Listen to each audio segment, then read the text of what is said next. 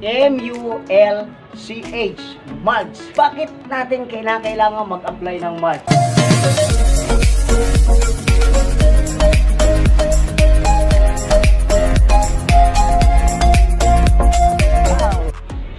Magandang buhay Pilipinas! Magandang buhay mga ka-okay! Welcome back sa aking channel, Coach Manny po. At welcome back din sa aking rooftop gardening.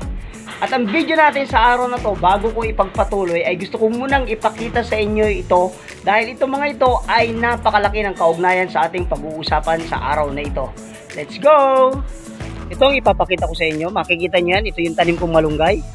At nakita nyo yung ilalim, sobrang dami ng mga damo. Yan. Ayan pa. Ito naman ay mga kangkong. Napakaraming damo. Yan. So makikita niya may mga tuyong dahon. Yan. At makikita nyo rin to. Super dry yung mga lupa niya. Wala na siyang tanim. Yan. At dito, makikita nyo naman may mga tanim akong pechay dati rito. Ano nangyari? Sa dami ng tumubong damo ay namatay yung pechay. Nag-fail ako rito at nakikita nyo yung lupa, tuyong-tuyo. Yan, super dry. At gusto kong ipakita sa inyo to. Kung mapapansin nyo, ang lupa dito, meron dito dating tanim pero makikita nyo yung lupa ay tuyong-tuyo. Yan. Kumpara natin dito sa isa na nilagyan natin ng mga tuyong dahon. Tingnan natin, tanggalin natin tuyong dahon at tingnan niyo yung lupa. Ayan, makikita natin yung lupa niya. Hindi siya dry. At ito'y mamasa-masa dahil dito sa mga nilagay natin na tuyong dahon. At ito'y malaki ang kaugnayan sa ating pag-uusapan sa araw na ito. Hello! Ito na ako at yung pinakita ko sa inyo sa garden, napakalaki ng kaugnayan sa pag-uusapan natin sa araw na ito. At ano nga ba yun? Ito yung mulch. M-U-L-C-H, mulch. Okay. So, bakit natin kailangan mag-apply ng mulch? Unang-una, for conservation of soil moisture. So, yun ang number one. Kasi alam niyo naman, di ba? Kung mapapansin nyo yung pinakita ko sa inyo ron sa garden ay merong mga super dry na yung kanyang lupa kasi nakalagay sa paso. Kagaya nito, maliit lang itong lupa na to, nasa lata. Imagine mo kung ito ay nasa direct sunlight, di ba? Anong mangyayari? Madaling mag-evaporate yung tubig nito. Diba? Hindi mamimaintain yung magandang moisture ng lupa kasi mabilis matuyo, mag-dry. Kaya anong mangyayari? Pwedeng ma-dehydrate yung ating pananim at siya'y mamatay. Ayun. So, pangalawa na reason ay para mas magkaroon, mas ma-develop yung fertility at health ng lupa na tinataniman natin. Lalo na kapag tayo gumamit ng mga organic materials, kagaya ng ipa ng palay, diba? Kagaya nito, mga dahon na ito, itong mga dahon-dahon na ito, organic material to. Pag ito nilagay natin dito, ito ang ginawa nating mulch, ay malaki na itulong nito para maging mas malusog yung ating lupa. At marami pang iba, kagaya nung nilalagay din yung sapal ng nyog, nilalagay din yung mga kusot. Minsan may makikita tayo ng T-balls, di ba? Ayan. So yun ang mga at malaki ang nagagawa nun para maging healthy at fertile yung lupa na ating tinataniman. Pangatlo, ito napaka-importante. Kaya natin kailangang apply ng mulch. Pag yan ay nasa direct sunlight, nandyan yung liwanag ng araw, mapapansin nyo, napakabilis tumubo ng mga damo. Yung mga damo, ang bilis-bilis tumubo. At alam nyo ba ito? Itong mga damo na ito, itong mga green na damo na ito, ito galing ito rito, kinanggal ko na lang. At napakarami. So anong ginagawa nito mga damo nito sa ating pananim? Ito ay inaagawan o ninanakawan ng nutrients at tubig yung ating mga halaman o yung ating tanim. Kaya talagang imbis na makakatipid tayo sa pagdidilig at saka sa nutrients ay yan ninanakaw ng mga damo. Kaya yun ang isang napakaganda. Pag in-applyan natin ng mulch yan, hindi na direkta yung sunlight, so hindi na tumutubo yung mga damo-damo. Yan.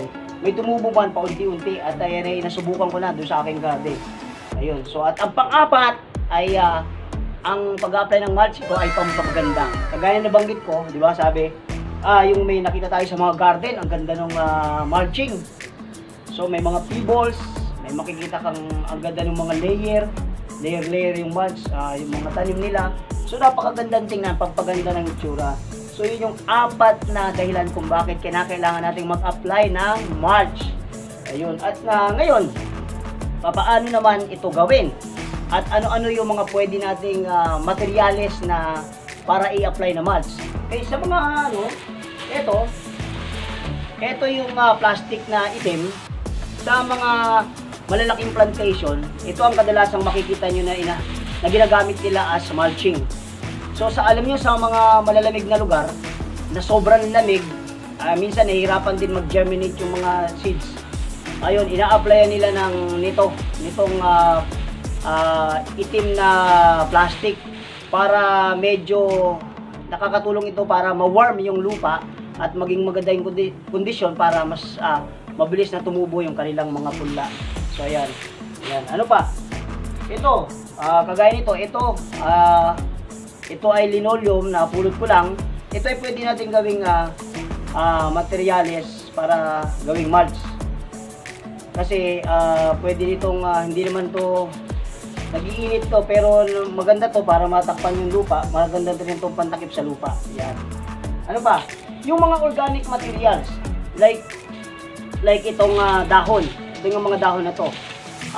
Ito ay napakagandang gawing mulch. Kagaya nung pinakita ko sa inyo sa garden, di ba, yung aking mga tanim na sili, ay in-applyan ko ng mulch at yung mga dahon na ginamit ko kasi yun ang available. Pero yung yung pebbles, yung mga sapal ng nyog, yung balat ng itlog, ginagamit din yun. Kaya lang, ang danger kapag gumamit tayo ng balat ng itlog at saka yung sapal ng nyog, ay minsan nag-i-invite ito ng mga langgam. Kaya nangyayari talagang pinuputak din ng langgam yung ating mga tanim at minsan yun na nagiging dahilan kung bakit sila ay namamatay dahil kinakain niya yung mga kung ano-anong nasa halaman at pati yung halaman ay nasisira. Ayun.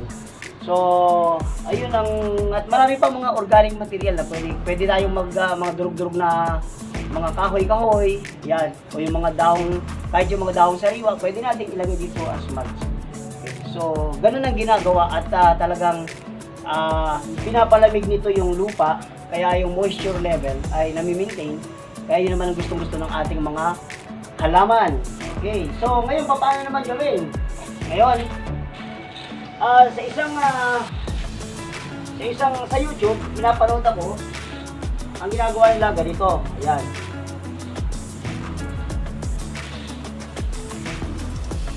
Pinapaumbok nila na ganyan. Pinapaumbok. Then, pag maumbok na ganyan, kanila lalagyan ng mulch. Ayan, ganito.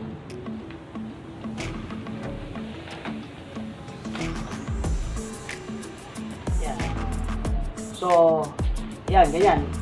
Ang nangyayari kasi, kaya ganun ang ginagawa nila, pag nag-stack dito yung tubig at nababad yung ugat, ay posibleng ikamatay ng halaman. Kaya ang nangyayari, umi-slide din yung tubig, sa gilid lang pupunta yung mga tubig na sinisip-sip ng ugat. Kasi pag direct ang nasa ugat at nababad, pwedeng ikamatay ng kanilang mga pananim. Yun. So yun ang isang style. Yan. At okay, ngayon gagamit naman ako ng organic material. Pero ang mas magandang ilagay talaga sa totoo lang ay yung organic material. Yan. At ito yung dahon. Pwede rin mga sariwang dahon. Pwede rin yan.